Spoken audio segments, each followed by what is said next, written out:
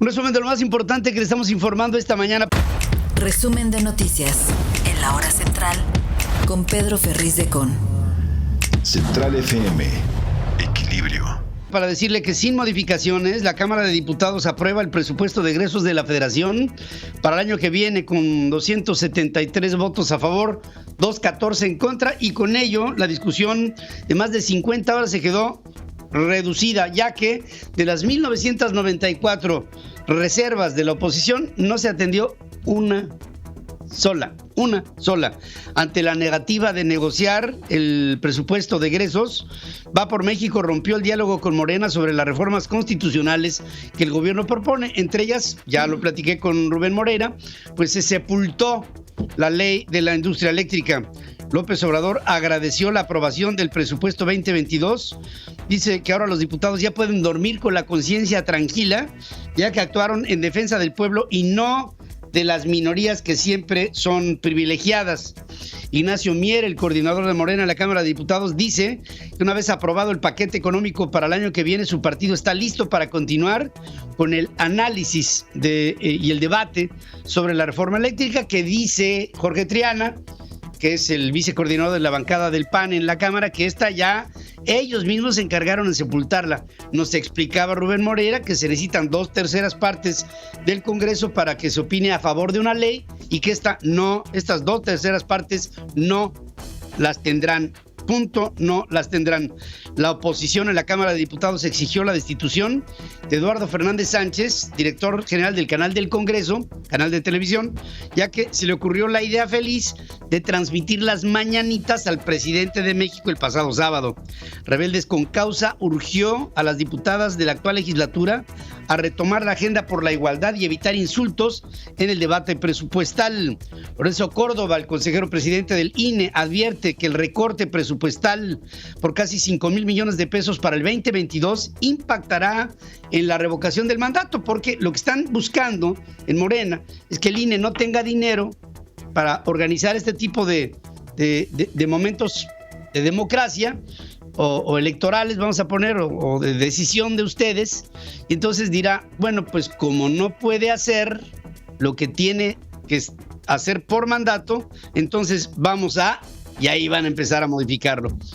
Sí, 1 muerto y 2 heridos es el saldo de una explosión por acumulación de gas LP en una vecindad en la colonia Pensil, en la alcaldía Miguel Hidalgo. Claudia Sheinbaum, jefe de gobierno de la Ciudad de México, prometió que el Instituto de Vivienda reconstruirá esto que fue afectado.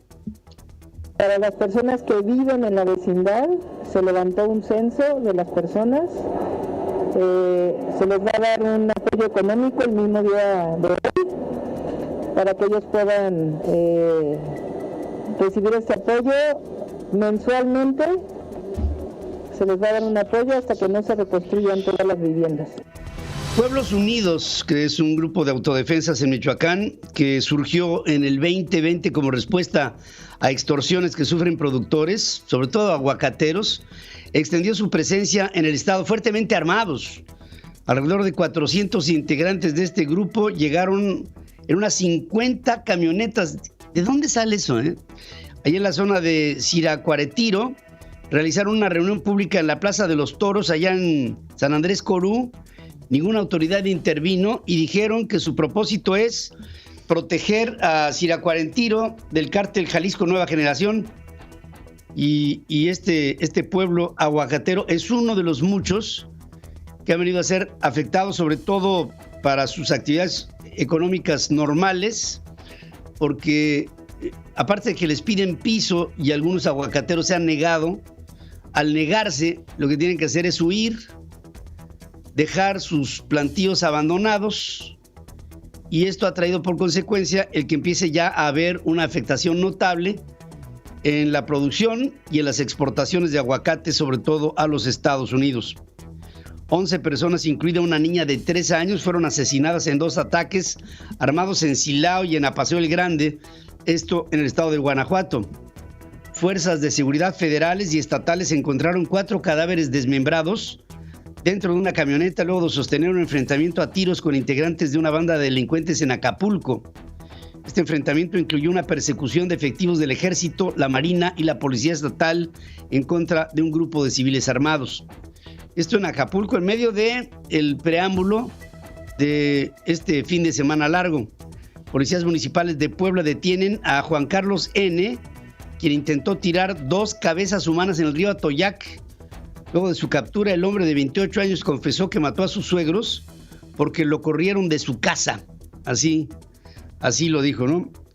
El mexicano miembro del cártel Jalisco Nueva Generación, se llama José González Valencia, conocido como La Chepa, considerado uno de los altos líderes de rango en el cártel Jalisco Nueva Generación, fue extraditado de Brasil a Estados Unidos para responder por tráfico de drogas, de acuerdo con autoridades norteamericanas.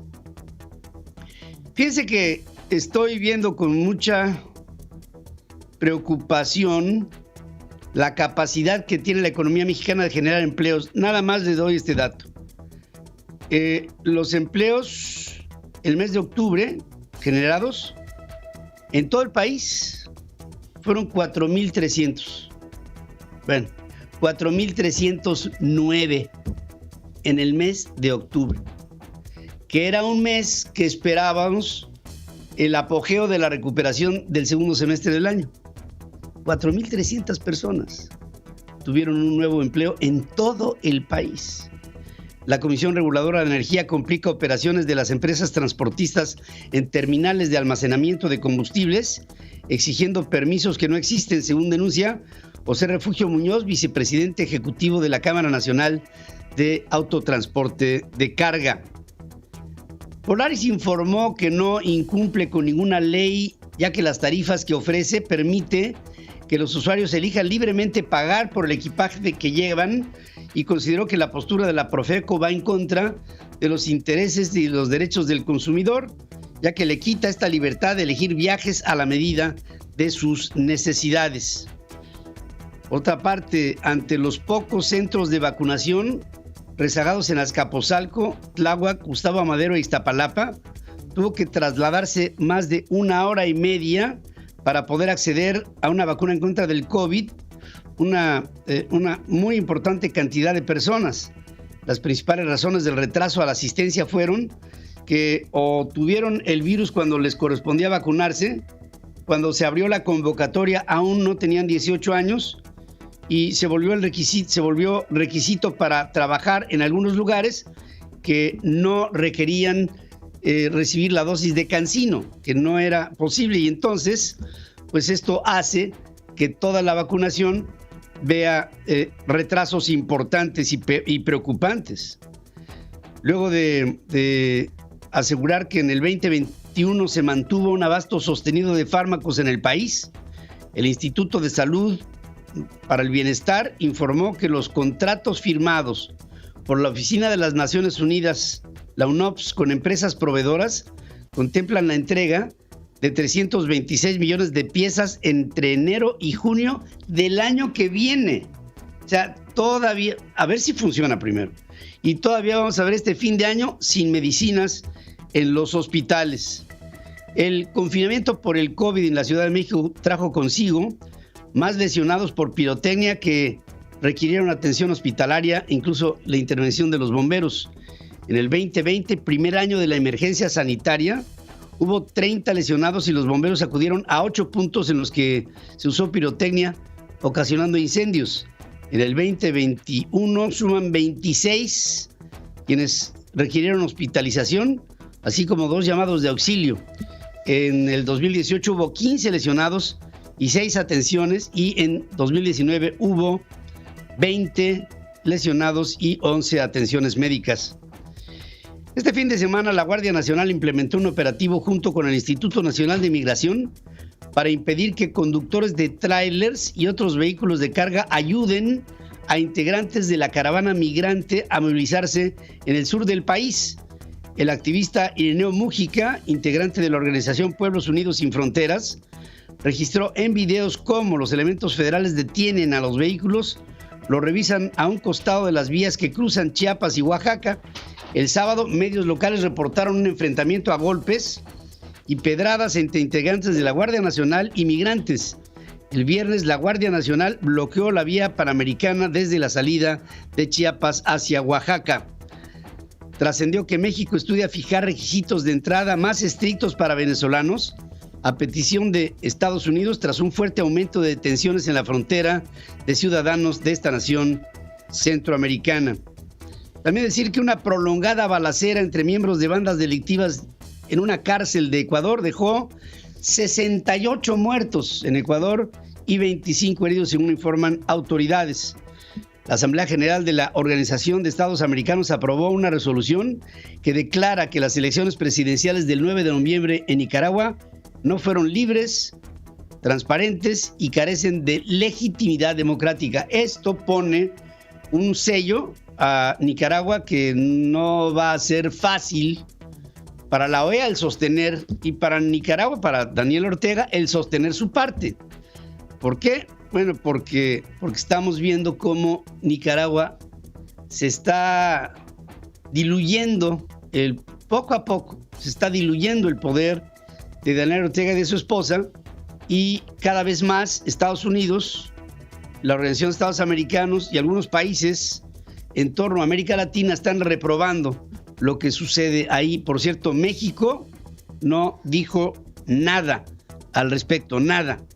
Sara, hija de Rodrigo Duterte, presidente de Filipinas, registró el sábado su candidatura a la vicepresidencia de ese país para los comicios del 2022 y fue elegida compañera de fórmula de Ferdinand Marcos Jr., hijo del fallecido dictador, alianza que alarma a los activistas por los derechos humanos. Steve Bannon, ex asesor de Donald Trump, fue acusado formalmente por desafiar los citatorios del Comité Especial del Congreso que investiga el asalto del 6 de enero en el Capitolio en los Estados Unidos.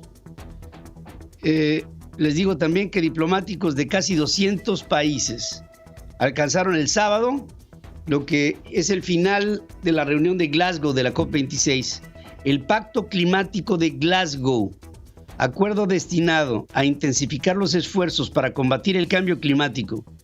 Piden a los gobiernos que regresen el próximo año con planes más sólidos para frenar las emisiones que calientan el planeta.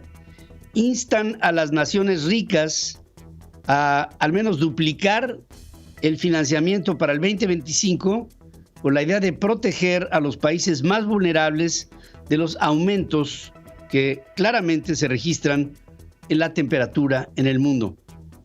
Central FM. Equilibrio.